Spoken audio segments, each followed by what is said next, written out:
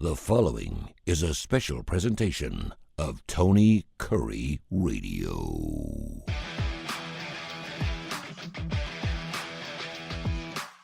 Welcome back to the Keefer and Kurre Show.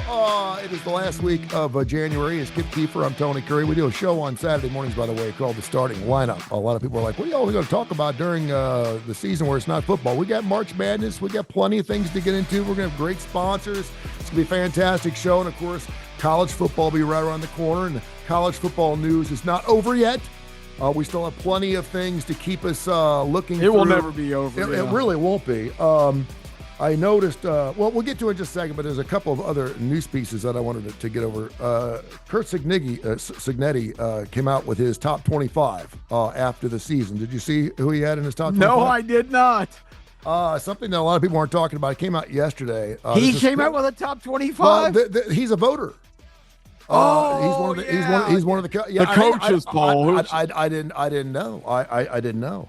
But I just want to throw it out. And I was kind of looking for something. There's a couple of teams that are a little interesting. I just wanted to throw it out to you. He had, of course, Indiana number 1. Sure. That season, Miami number 2, Oregon number 3, Ole Miss number 4. Oregon number 3. Yeah, he had Oregon number 3. Oh, come on.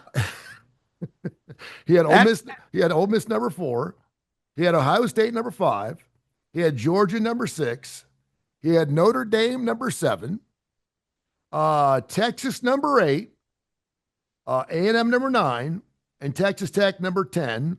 Then he had Iowa, Alabama 12th, Oklahoma, BYU, Utah, Illinois, Michigan, Washington, Vandy, TCU, USC, SMU, Arizona, Houston, and James Madison number 25. And he, okay. So I just, because I like to see where these guys vote, and obviously who's going to put his team first. There was a couple of them in there I thought was really interesting. Also, this past Friday, the NCAA has some big news, and this is huge. Did you see what they announced on Friday? I did. They announced that you're going to allow the usage of up to 2 sponsorship patches on uniforms starting August 1st, 2026, which means we have more stuff to sell. And I'm assuming that's also going for basketball. So you're going to start seeing sponsorships. It was just a matter of time, right? What your thoughts on that? We squeezed all the toothpaste out of the tube now. The cat's out of the bag. It's just down the street now. We're not even trying to corral the cats anymore. But it's like wherever we can make a buck, we're allowing it to happen. Your thoughts on that? Well, right now, and I've been saying it all week on my various platforms. You have such an absence of leadership right now in college sports that it's a big void. And when there's a big void, you have what used to be called a land rush. And all the profiteers are invading that space and getting whatever kind of windfall they can get while there's no order, no rules, no sanity. And TV is the one leading the charge. You've got a former Fox TV executive, Tony Petitti, calling the shots for the Big Ten Conference as commissioner, and he's 1,000 lockstep in league with the other big announcement Friday was we're staying at 12 teams for the playoffs because we can't come to an agreement. Yep. Because the Big Ten wants to go to 24. They want to double the size of the field. That's because, once again, TV is running the show. 24 teams, that's a lot more games. That's going to be great. More games, more money. And I don't know. It's just out of hand when you look at all that. But we already saw the sponsors creeping into the arena this year.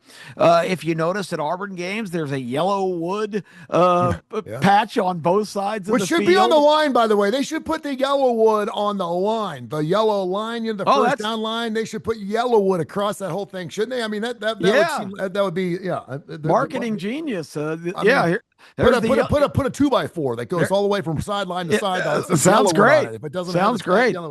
The yellow wood line. It was only a matter of time. You mentioned the 12 teams.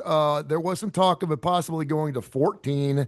I think most of us were hoping maybe it would go to 16. Well, that's where it needs to go. Expand. Yeah, I think 16. 16 would be the ideal number, and here's why. I am just absolutely apoplectic over the fact that nobody recognizes that in the 12-team format, and it doesn't work in a 12-team format, you got to go to 16 to allow the top 8 teams to have a home game on campus to start the playoffs. Yes. This system where, I mean, right now, I don't want to be in the top 4. You get a bye for 27 days. Tony, that's not a reward. That's a detriment. Right. And I know Indiana overcame it. And, I even have a disagreement with my own son. He goes, well, that's not a large enough sample size. I'm telling you, in sports is about routine. You know this. It's about you're having a regular routine. And if you go and you end your season on a high note, and then have to wait 3.5 weeks to play, it's detrimental. It's not a reward. I mean, a bye. That's why it's called a bye week. If you get a week off, and the NFL has this down, we're seeing Seattle here going to the Super Bowl. They won the right to have a bye week off, not a bye month. Yep. It's a huge difference, and I think it's a terrible thing. If I was a college coach, I think I'd try to lose my last game and be ranked 8th instead of 2nd, because I want to play that first game at home and get some momentum for the playoffs. I don't want to wait a month to play. By teams 1 and 7 so far in the first 2 rounds. We figured 0-4 just because they didn't have the seeding right in the first year. They figured that out in the second year, and they were still 1 and 3. The other thing I thought was interesting is Cignetti said, "Listen, I'll go 16 as long as the SEC promises to go to 24 after the 3rd year." And the SEC said, no. I mean, that's ridiculous. First of all, we can't figure out what we're going to do tomorrow, let alone in 2029 or 2030.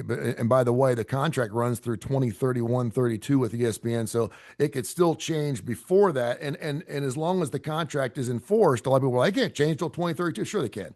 As long as ESPN agrees to it, as long as the NCAA and whoever running this show agrees to do it. And obviously, more money is going to be more money. ESPN would be chomping at the bit at it. So, yeah. And if they can convince our SEC commissioner, Sankey the Yankee, to go along. Well, that's the first time he's done something where he's smart. He actually said no to 24. Well, I'm thinking the presidents of this SEC must have said, hey, Greg, I know you're running for office to be commissioner of college football. Right now, you're the commissioner of the SEC. Get off your ass and do something. Yeah, no doubt. Also, the transfer portal closed last week. Yeah, it was open January 2nd to the 16th. I didn't realize this. That, the portal was open an additional 8 days for Indiana and Miami players, which makes sense, I guess, because they were playing in a national championship game, and that is something that is a written law. I would have figured, hey, listen, if you're going to transfer, you transfer. But we don't have special rules. But if you play in the national championship game, you get an extra 8 days because the national championship games, which means you get to play for your team and then you can leave their ass, which to me is like, no, you don't get to have it both ways. We did see the Lindley kid from Oregon. He actually left 2 days before they played their game, but they ended up not playing in the national championship game, so it didn't matter. The number one prospect right now is Darian Mensah from Duke. And there is some really interesting news coming out this morning about Duke and Mensah trying to figure out what's going on with this case before it actually has to go to court. There's some urgency on Mensah's side to get things done quickly, as he's not currently allowed to enroll at another institution. Right now, he's just kind of out there. He's not with Duke. Despite being entered into the transfer portal earlier this week, he was the one that, like 2 hours before the transfer portal ended, he got after out. signing an agreement to come back to Duke. Exactly. The court in North Carolina granted Duke a temporary restraining that prevents Mensah from enrolling, playing football at, and licensing his NIL to another school through at least January 29th. Which, of course, is coming up here in just a couple of days. Mensah's camp filed an emergency motion for reconsideration of the temporary restraining order on January 23rd, arguing expedited hearing. The hearing was initially scheduled for February 2nd, so he got that moved back, was moved up following the request from Mensah's camp. They're saying that they are sitting at the table and trying to figure out how they can do this without going back to court. I didn't realize this. Mensah signed a deal last year with Duke during the offseason of last year for 2 years, $8 million. It's a contract. It's a contract. Yes. $8 million. Also, along with that, remember DJ Lagway? Oh, yeah. Quarterback with Florida. He was he left Florida to go play at Baylor. He also jumped in the portal, and Baylor said, no, Enough of this jumping around crap. So he's like, I ain't going to court. So he backed out. So he's staying at Baylor. So it's kind of like you're making the woman stay with you. It's kind of like, you know what I mean? It is. Normally I would say, listen, if you don't want to be with me, then go. But in this case, Baylor's like, no, we spent way too much on you. Then, of course, we had Damon Williams, the Washington prospect. Now, this past week, he stayed at Washington. He said, I'm staying at Washington. Yeah. I'm good to go. And then you got this Dylan Raiola kid out of Nebraska, which was really interesting. He transferred to Oregon, thinking that Dante Moore was going to the pros, and Dante decided, I'm coming back. So now all of a sudden, you got a kid that's transferring from Nebraska, which, listen, everyone would want to transfer from Nebraska, right? Move from Nebraska and go to Oregon. My thought process on this is I'm glad that these institutions are growing some nuts and saying, listen, we're getting tired of being roulette wheel on this transfer portal. This is ridiculous. Because I initially thought, and this is just me, because I'm a dumbass. I initially thought that, sometimes the NCAA said, no, I know you have a sick aunt in Oregon and no, we're not going to let you go. I thought maybe there'd be some transfers and maybe some kids had a chance to make a couple $1 million. I didn't in my wildest dreams and paint me naive here. I didn't think in a million years you'd have guys transferring 3, 4, 5 times in every single year and moving from these guys aren't moving from Memphis to UAB or moving from Middle Tennessee State to I don't know, Kennesaw State. We're talking about guys moving from Notre Dame to Ohio State, from Michigan to Alabama, from LSU to Georgia. I mean, we're talking about big time guys. Also, Damon Wilson, the Georgia edge, he's still in a lawsuit with the University of Georgia. Yeah, because he's transferred again, by the way. He left Georgia from Missouri. Now he's transferred to Miami. This is three schools in less than 4 months. I mean, think about that for a minute. Think about that. And of course, Mensah, he's got a deal with Miami. So his deal's already done. He wants to go to Miami. I don't know. And listen, it worked really well for Duke. Duke got themselves an ACC championship. They showed up for the championship. They got themselves a bowl game. Everyone knew about Duke football this year. I think he was second overall. Yeah, threw for over 3,000 yards. Yeah, he had a hell of a year. And so Duke did the right thing by signing him, but they want him back. Now they're like, no, you're not leaving. Well, yeah, we got a 2-year contract. Here's your signature. I can tell you the problem, Tony. It's 6 letters. AGENTS. These are the voices in these kids' heads. And every time an agent gets a kid to jump to another situation, cha-ching, the agent cashes in big. The more movement, the more chaos. That's like being a real estate guy. You sign a deal for a new house, a new property. Hey, I got to show you something down the street here. It's a lot better. It's a great point. And the commission keeps rolling in. I didn't even think about that. It's funny because, first of all, to get an education at Duke, to say that you're a Duke grad, that carries a lot of weight. Oh, for sure. It carries a hell of a lot more weight than getting a degree from Thug U in Miami. I'm just telling you. If you sit there and you walk into a top 25 company or top 500 company, and you're a Duke graduate, you're going to be in Miami, maybe, but not somebody. But Duke is it. I don't know if Mensah's going to be a quarterback of the National Football League or not. I have no idea. And I know he's trying to grab every dollar he can, but he's still making he's up for $4 million this year if he stays at Duke, which is crazy. It's incredible. But I do think that it's really interesting in that you do finally have some institutions. And now, we always talk about coaches. They're going to have great X's and O's. They're going to have to be great recruiters. And now they're going to have to be really special business people. They're going to have some people around them that have deep pockets, like a Mark Cuban, who used to be an alum or someone like that. I saw him on the sidelines at the Indiana game. He had something to do with that. That's going to be the part. But I'm wondering, tell me, where do you think recruiting is going from this point on? Because how important is recruiting? Who's doing the recruiting? Are these coaches just dealing with agents now? Are we going to high schools? Are we even looking at kids? Are we trying to get kids? Most of those kids have agents now. It's not mom and dad and everybody else. There was a kid, my broadcast partner on the radio, Terry Quillian's a Georgia graduate and got Georgia DNA through and through. There's 3 buildings on campus named after her family.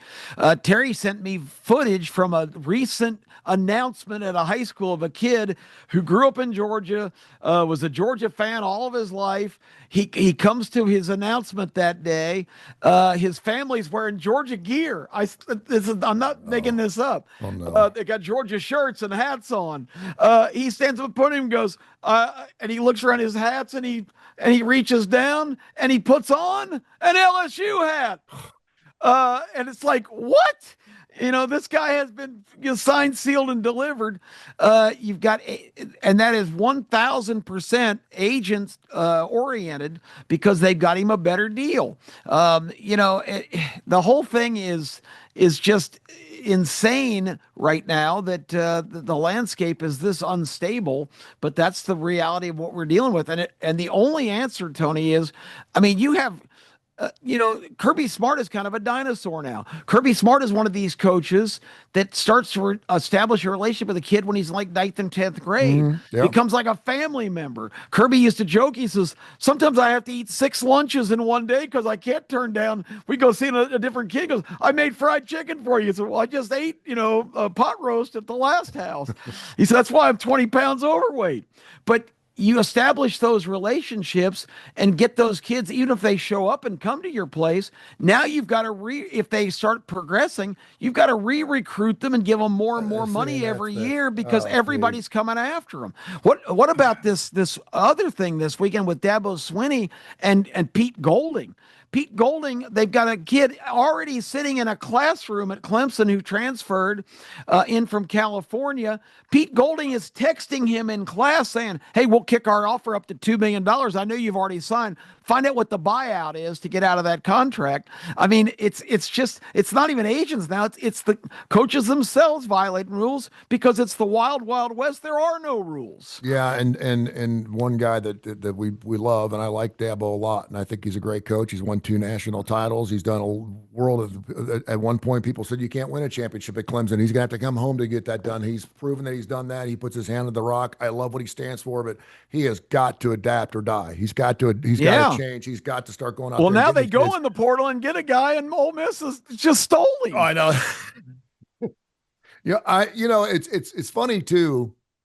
I remember, so I didn't go. I went to Xavier, so I was 30 minutes from home. So I went down there. We couldn't afford for me to stay on campus. I didn't want to stay on campus anyway. So I was working 3 jobs. I go down to college, get my 15 hours, come home and work 3 jobs and go back down. And I did that 5 days a week. Now these kids who are leaving, say Iowa or wherever, and then they're going cross country to go play football, and it's not working out, and all of a sudden they're calling mom and dad. I don't know where the money comes from. And again, if we're talking $8 million, I guess it's not an issue. But can you imagine how that used to be really special when you got that letter in the mail? Oh yeah, saying I've been admitted, because first of all you gotta get admitted. Listen, I'm not an idiot. If you throw from 4,000 yards at Thompson High, you're going to be able to go anywhere you get. I understand that. For most of us, we're not playing collegiate sports, and so when we got that piece of paper saying you've been admitted, it was a very special moment, and you were committed to that institution because I was a Muskie. I was a Muskie, and I still to this day, it's almost like a parent of mine. It's an unconditional love for that university. To now go into these situations where these kids are just grabbing the buck, I just, for some reason, think it's going to come back to absolutely hammer their ass down. I don't know if it's going to change the logistics of their loyalty. I don't know if it's going to change the way they do business. I can't imagine finding out that I'm working for a guy who went to 4 different colleges in 4 different years to chase the buck, and now he's my boss. I don't know how that makes me feel as an employee. I mean, this guy, how long is this guy going to be at this place? I mean, you got Lane Kiffin going to his 7th job in 18 years, for God's sakes. I mean, is this going to be the last one? No. I mean, I don't know if he'll go to pros. I don't know what'll be next.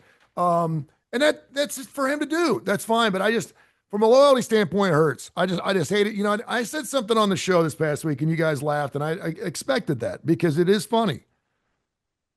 I miss the innocence. I miss the innocence. I miss the naivety. I miss the innocence I know we don't the legend laughed his ass off about the word student athlete. I know we haven't been talking about student athletes for years now because it's the athlete student. Now it's not the student athlete. I know that we don't even say that anymore. But as long as there's some type of innocence in college, and the fact that we put our arms around each other and we sing the alma mater after a football game, I believe in that and I love that. I think that's what makes college sports special. That it is, and that's all going away, and it just bums me out. It bums me out, and it really does. These kids now.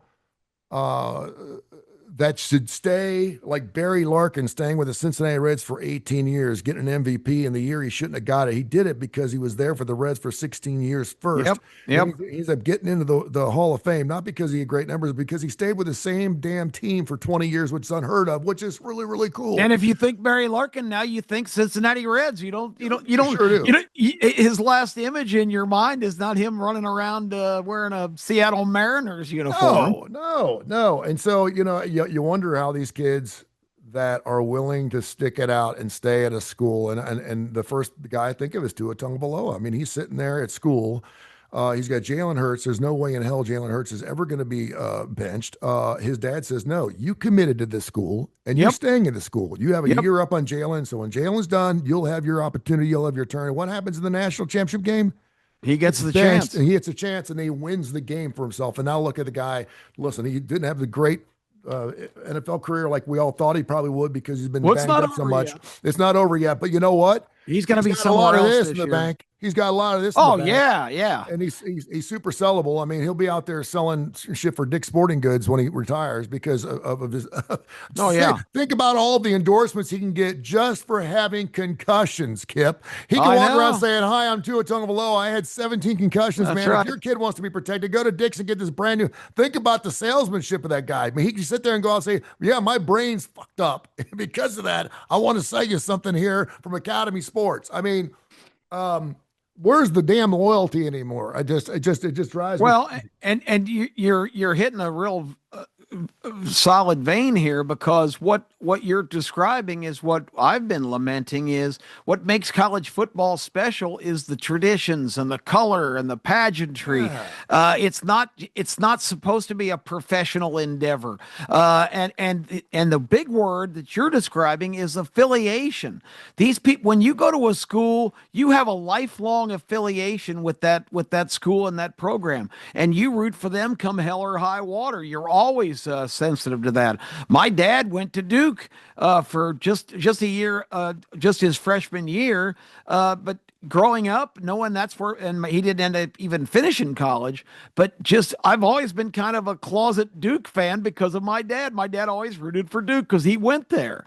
And that's something you're starting to see slip away. I was glad to see even big celebrated guys that are all kind of questionable, but it was kind of cool to watch the Miami game against Indiana and see Ed Reed and Michael Irvin and Ray Lewis on the sideline. You're not going to see that anymore. No. How cool was that? That was super cool. Yeah, I mean, those guys are lifelong committed to that. Irving's still got to be doing coke, by the way. There's no question.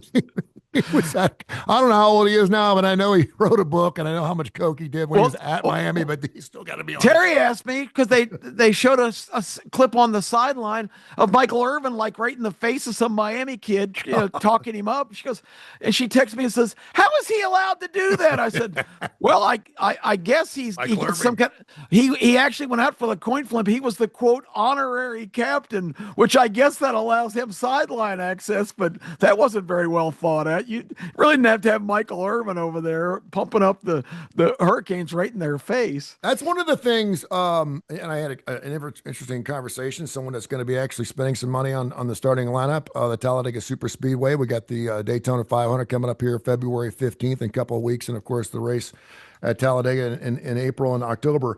And I was talking to the president over there, and I was like, what really changed for me is I always knew the Budweiser guy.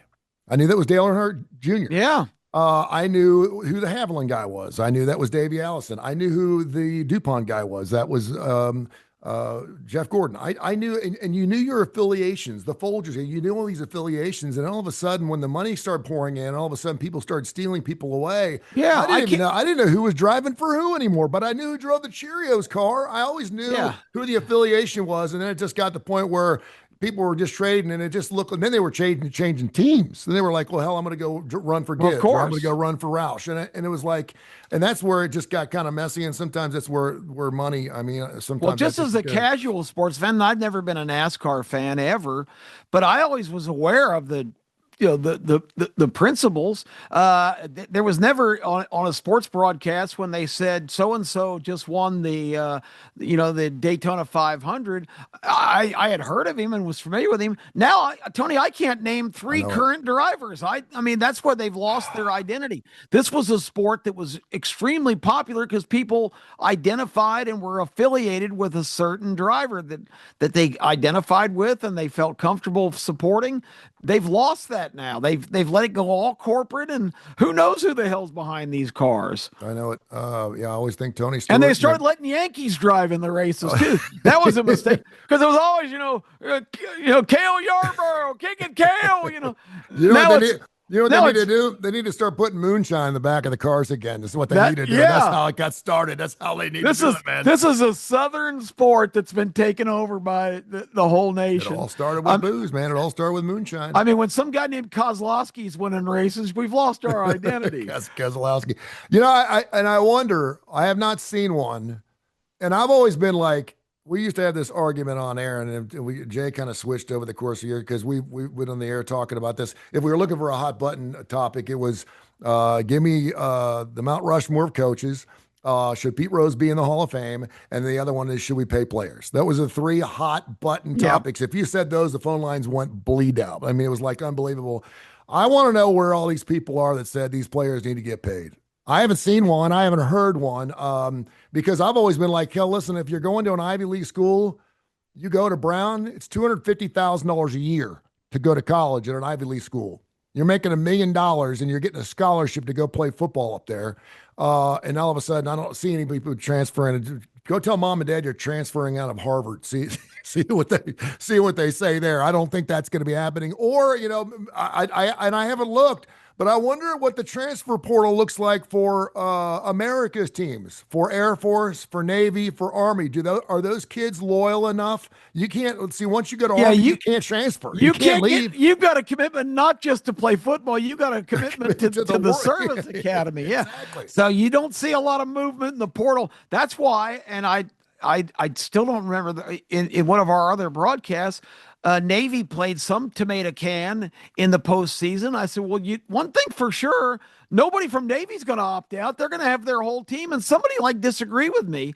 I don't remember what, but might have been my own son might have said, I don't think that's that important. I think it's the most important factor of any of these crappy bowl games. Yeah, absolutely. Absolutely. I don't know. It's not the end of it. At least the NCAA is back in the news again. So yeah, we're going to be back to 12 teams, which I think is good. That's a good thing. 12 teams. I would like to see 16, but really, unless Xavier starts picking a football team. Listen to this and consider this. They have revised the rules a little bit. Now, Notre Dame has insisted, as I think we've talked about, Notre Dame has insisted on a provision that if they are ranked in the top 12 in subsequent years, they are automatically one of the 12 teams that have to get in. And they agreed to that. Yeah, and they did. Because once again, the Notre Dame athletic director and the commissioners are the people on the executive committee. So he just did a little lobbying around the room, got enough votes. Okay, if Notre Dame's in the top 12, they're in. Okay, that's one thing. The other one is, it was so ridiculous. The ACC was a disaster this year. Duke, who lost 5 games, won the championship, but they were excluded from the playoffs despite being the ACC champion. Not anymore. Whoever wins the championship game is automatically in. If this was the rules last year, you would have had Duke in with their 5 losses. You would have had Notre Dame in. And guess who wouldn't have gotten into the playoffs? Alabama. Miami. Yep. Miami would Well, not have been in. If these rules were in place last year, Miami, who went to the finals and pushed Indiana right to the brink, would not have been in the field. it's a great point.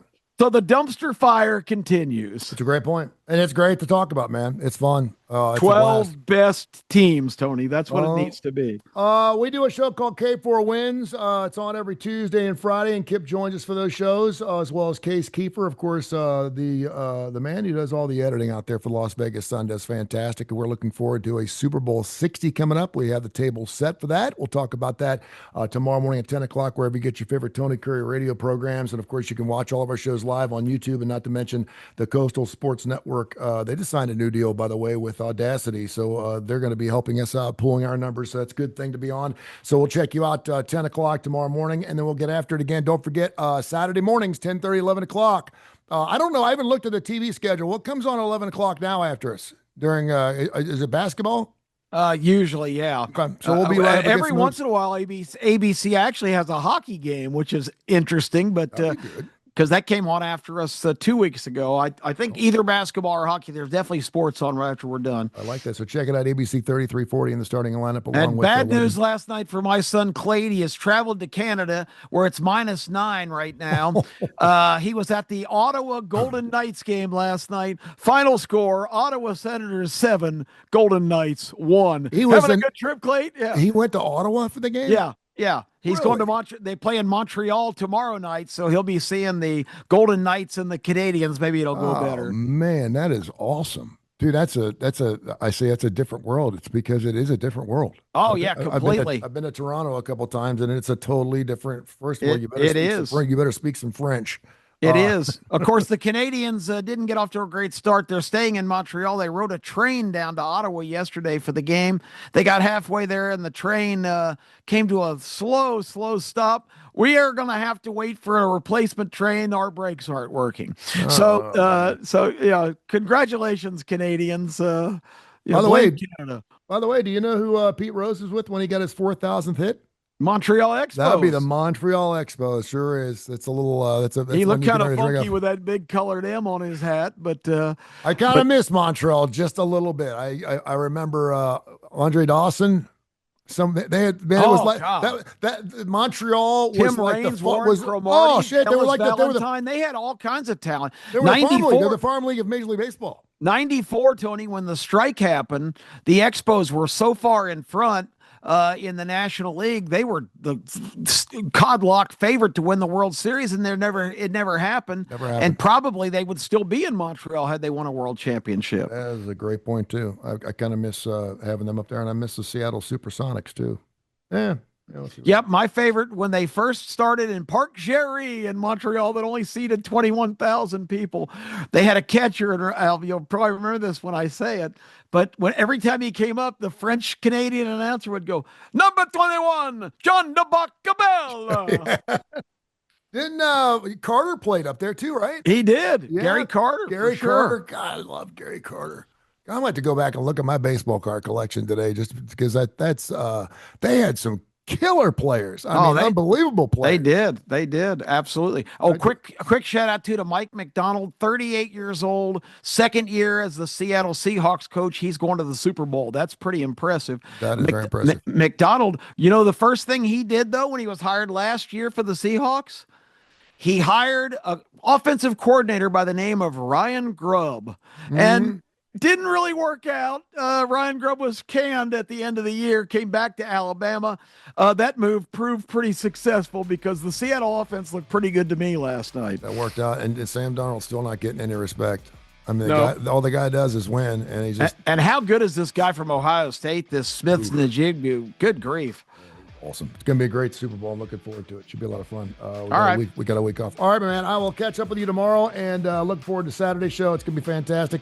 Make sure you check out Need to Know. We separate the shows because a little Kip goes a long way, my friend. And then the Keefer and Kurre show. Every woman in my life will tell you that, yes. We hashtag everything. So check us out right here on the Tony Curry Radio Network, and have a God bless day. Thank you.